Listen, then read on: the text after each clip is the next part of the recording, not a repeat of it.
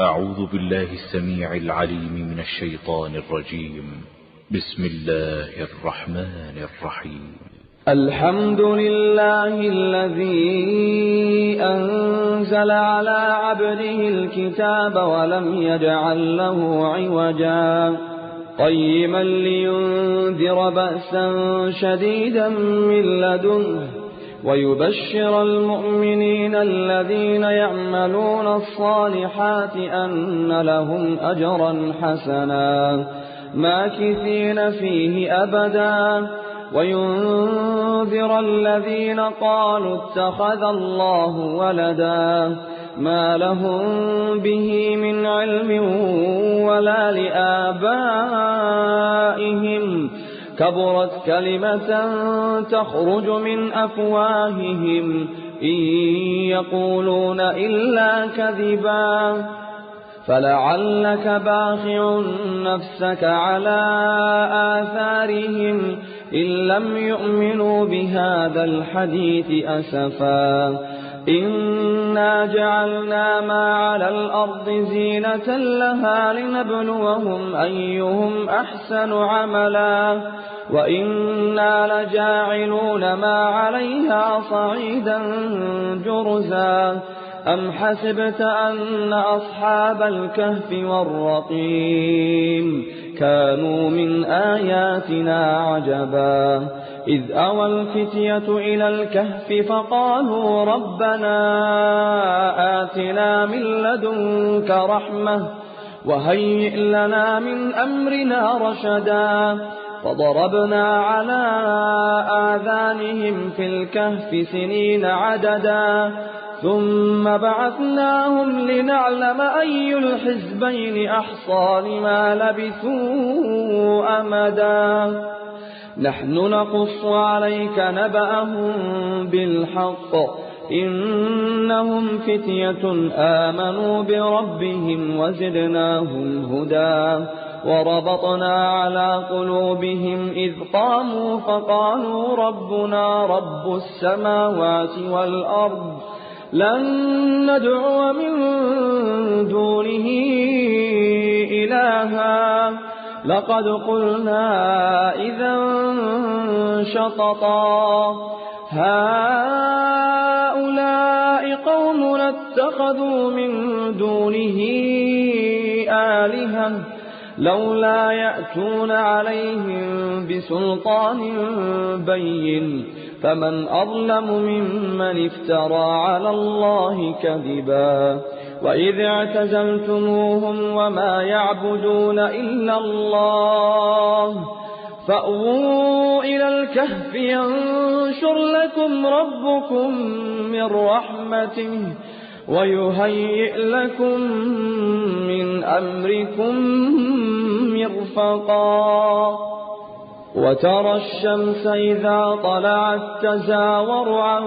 كهفهم ذات اليمين وإذا غربت تقرضهم ذات الشمال وهم في فجوة منه ذلك من آيات الله من يهد الله فهو المهتد ومن يضلل فلن تجد له وليا مرشدا وتحسبهم أيقاظا وهم رقود ونقلبهم ذات اليمين وذات الشمال وكلبهم باسط ذراعيه بالوصيد لو اطلعت عليهم لوليت منهم فرارا ولملئت منهم رعبا وكذلك بعثناهم ليتساءلوا بينهم قال قائل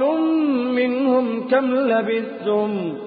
قالوا لبثنا يوما أو بعض يوم قالوا ربكم أعلم بما لبثتم فبعثوا أحدكم بورقكم هذه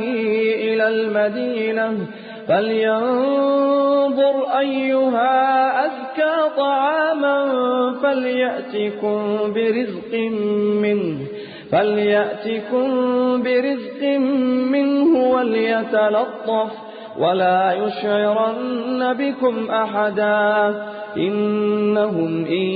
يظهروا عليكم يرجموكم أو يعيدوكم في ملتهم ولن تفلحوا إذا أبدا وكذلك أعثرنا عليهم ليعلموا أن وعد الله حق وأن الساعة لا ريب فيها إذ يتنازعون بينهم أمرهم فقالوا ابنوا عليهم بنيانا ربهم أعلم بهم قال الذين غلبوا على أمرهم لنتخذن عليهم مسجدا سيقولون ثلاثة رابعهم كلبهم ويقولون خمسة سادسهم كلبهم رجما بالغيب ويقولون سبعة وثامنهم كلبهم قل ربي أعلم بعدتهم ما يعلمهم إلا قليل فلا تمار فيهم إلا مراء ظاهرا ولا تستفت فيهم منهم أحدا ولا تقولن لشيء إني فاعل ذلك غدا إلا أن يشاء الله واذكر ربك إذا نسيت وقل عسى أن يهديني ربي لأقرب من هذا رشدا ولبثوا في كهفهم 300 سنين وازدادوا 9 قل الله أعلم بما لبثوا له غيب السماوات والأرض أبصر به وأسمع ما لهم من دونه من ولي ولا يشرك في حكمه أحدا واتل ما أوحي إليك من كتاب ربك لا مبدل لكلماته ولن تجد من دونه ملتحدا واصبر نفسك مع الذين يدعون ربهم بالغداة والعشي يريدون وجهه ولا تعد عيناك عنهم تريد زينة الحياة الدنيا ولا تطع من أغفلنا قلبه عن ذكرنا واتبع هواه وكان أمره فرطا وقل الحق من ربكم فمن شاء فليؤمن ومن شاء فليكفر إنا أعتدنا للظالمين نارا أحاط بهم سرادقها وإن يستغيثوا يغاثوا بماء كالمهل يشوي الوجوه بئس الشراب وساءت مرتفقا إن الذين آمنوا وعملوا الصالحات إنا لا نضيع أجر من أحسن عملا أولئك لهم جنات عدن تجري من تحتهم الأنهار يحلون فيها من أساور من ذهب ويلبسون ثيابا خضرا من سندس واستبرق متكئين فيها على الأرائك نعم الثواب وحسنت مرتفقا واضرب لهم مثل الرجلين جعلنا لأحدهما جنتين من أعناب وحففناهما بنخل وجعلنا بينهما زرعا كلتا الجنتين آتت أكلها ولم تظلم منه شيئا وفجرنا خلالهما نهرا وكان له ثمر فقال لصاحبه وهو يحاوره أنا أكثر منك مالا وأعز نفرا ودخل جنته وهو ظالم لنفسه قال ما أظن أن تبيد هذه أبدا وما أظن الساعة قائمة ولئن رددت إلى ربي لأجدن خيرا منها منقلبا قال له صاحبه وهو يحاوره أكفرت بالذي خلقك من تراب ثم من نطفة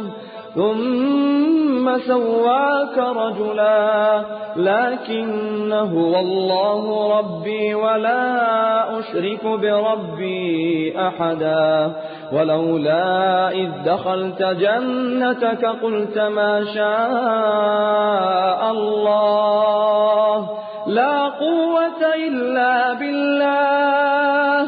إن ترني أنا أقل منك مالا وولدا فعسى ربي أن يؤتيني خيرا من جنتك ويرسل عليها حسبانا من السماء فتصبح صعيدا زلقا أو يصبح ماؤها غورا فلن تستطيع له طلبا وأحيط بثمره فأصبح يقلب كفيه على ما أنفق فيها وهي خاوية على عروشها ويقول يا ليتني لم أشرك بربي أحدا ولم تكن له فئة ينصرونه من دون الله وما كان منتصرا هنالك الولاية لله الحق هو خير ثوابا وخير عقبا واضرب لهم مثل الحياة الدنيا كماء أنزلناه من السماء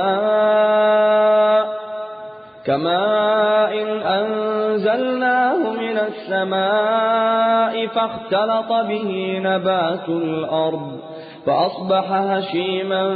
تذروه الرياح وكان الله على كل شيء مقتدرا المال والبنون زينة الحياة الدنيا والباقيات الصالحات خير عند ربك ثوابا وخير أملا ويوم نسير الجبال وترى الأرض بارزة وحشرناهم فلم نغادر منهم أحدا وعرضوا على ربك صفا لقد جئتمونا كما خلقناكم أول مرة بل زعمتم أن لن نجعل لكم موعدا ووضع الكتاب فترى المجرمين مشفقين مما فيه ويقولون يا ويلتنا ما لهذا الكتاب لا يغادر صغيرة ولا كبيرة إلا أحصاها ووجدوا ما عملوا حاضرا ولا يظلم ربك أحدا وإذ قلنا للملائكة اسجدوا لآدم فسجدوا إلا إبليس كان من الجن ففسق عن أمر ربه أفتتخذونه وذريته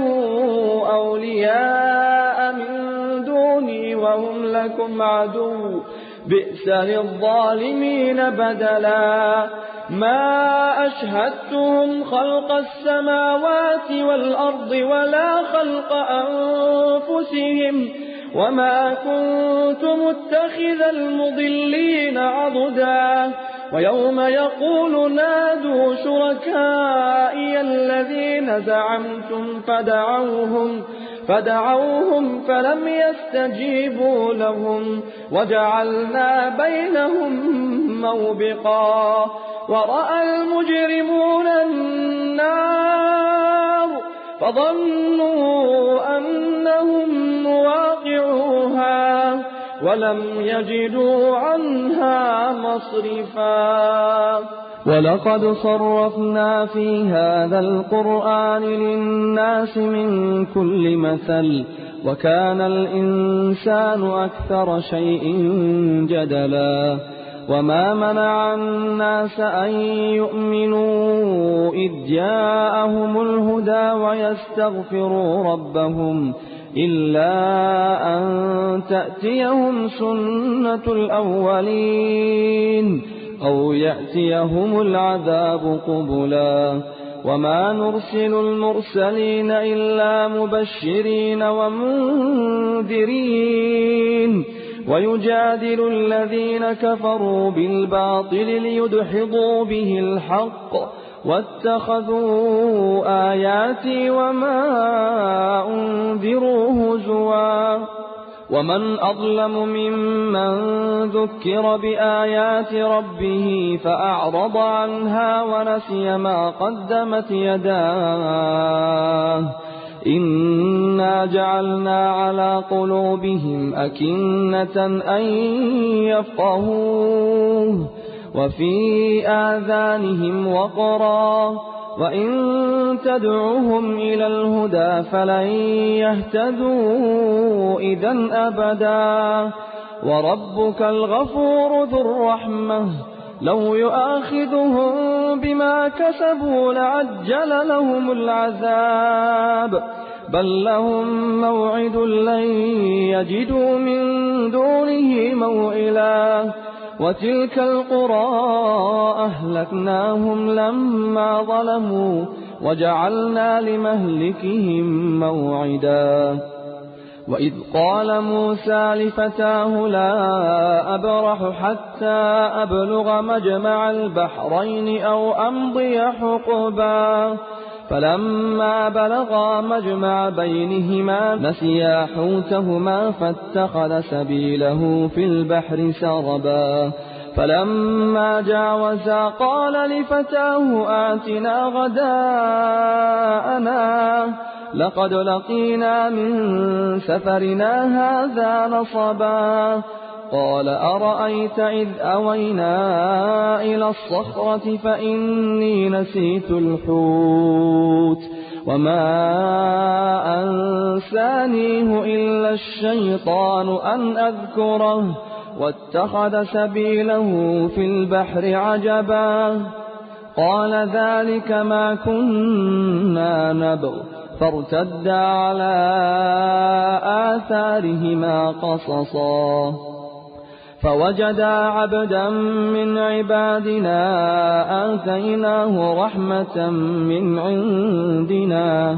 آتيناه رحمة من عندنا وعلمناه من لدنا علما قال له موسى هل أتبعك على أن تعلمني مما علمت رشدا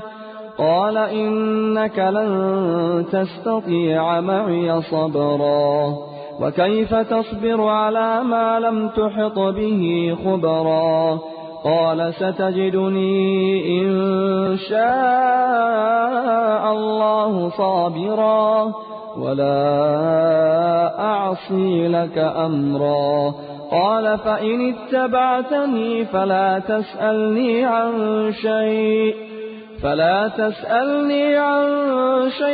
حتى أحدث لك منه ذكرا فانطلقا حتى إذا ركبا في السفينة خرقها قال أخرقتها لتغرق أهلها لقد جئت شيئا إمرا. قال ألم أقل إنك لن تستطيع معي صبرا. قال لا تؤاخذني بما نسيت ولا ترهقني من أمري عسرا. فانطلقا حتى إذا لقيا غلاما فقتله. قال أقتلت نفسا زكية بغير نفس لقد جئت شيئا نكرا. قال ألم أقل لك إنك لن تستطيع معي صبرا. قال إن سألتك عن شيء بعدها فلا تصاحبني قد بلغت من لدني عذرا. فانطلقا حتى إذا أتيا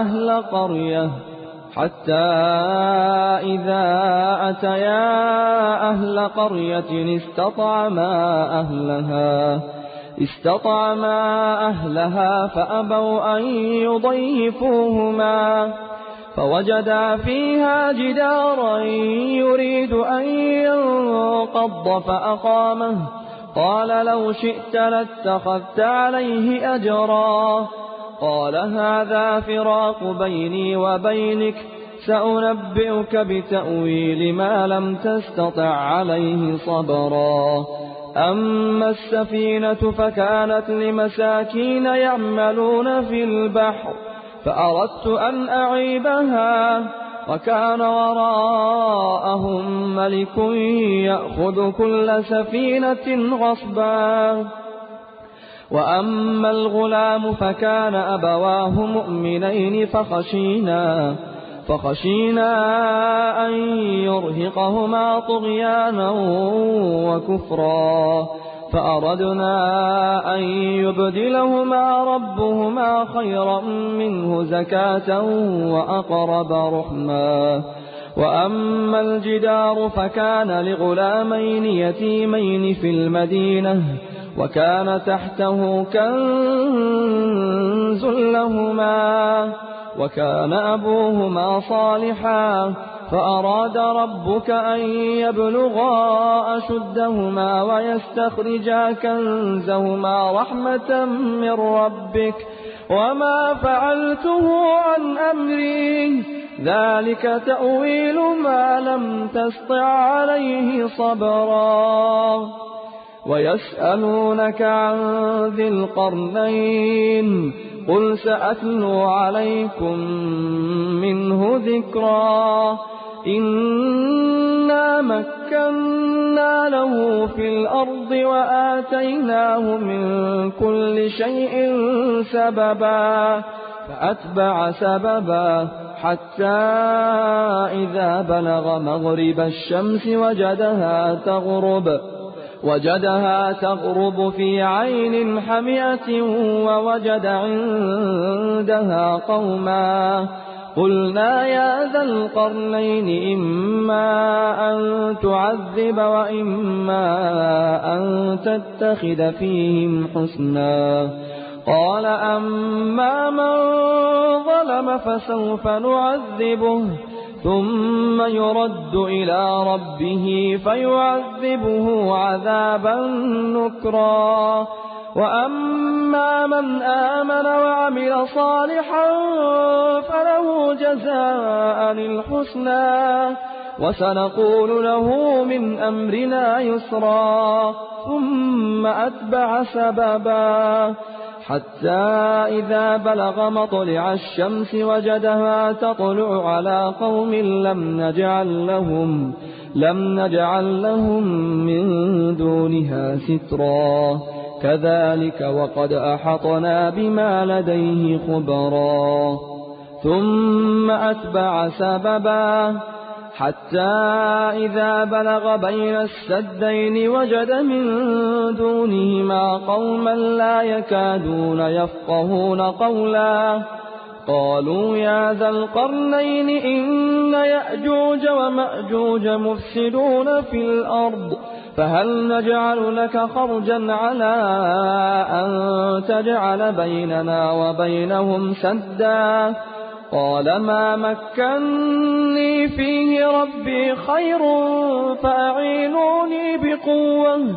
فأعينوني بقوة أجعل بينكم وبينهم ردما. آتوني زبر الحديد حتى إذا ساوى بين الصدفين قال انفخوا حتى إذا جعله نارا قال آتوني أفرغ عليه قطرا. فما استطاعوا أن يظهروه وما استطاعوا له نقبا. قال هذا رحمة من ربي فإذا جاء وعد ربي جعله دكاء وكان وعد ربي حقا. وتركنا بعضهم يومئذ يموج في بعض ونفخ في الصور فجمعناهم جمعا وعرضنا جهنم يومئذ للكافرين عرضا. الذين كانت أعينهم في غطاء عن ذكري وكانوا لا يستطيعون سمعا. أفحسب الذين كفروا أن يتخذوا عبادي من دوني أولياء إنا أعتدنا جهنم للكافرين نزلا. قل هل ننبئكم بالأخسرين أعمالا الذين ضل سعيهم في الحياة الدنيا وهم يحسبون أنهم يحسنون صنعا. أولئك الذين كفروا بآيات ربهم ولقائه فحبطت أعمالهم فلا نقيم لهم يوم القيامة وزنا. ذلك جزاؤهم جهنم بما كفروا واتخذوا آياتي ورسلي هزوا. إن الذين آمنوا وعملوا الصالحات كانت لهم جنات الفردوس نزلا خالدين فيها لا يبغون عنها حولا. قل لو كان البحر مدادا لكلمات ربي لنفد البحر قبل أن تنفد كلمات ربي ولو جئنا بمثله مددا. قل إنما أنا بشر مثلكم يوحى إلي أنما إلهكم إله واحد فمن كان يرجو لقاء ربه فليعمل عملا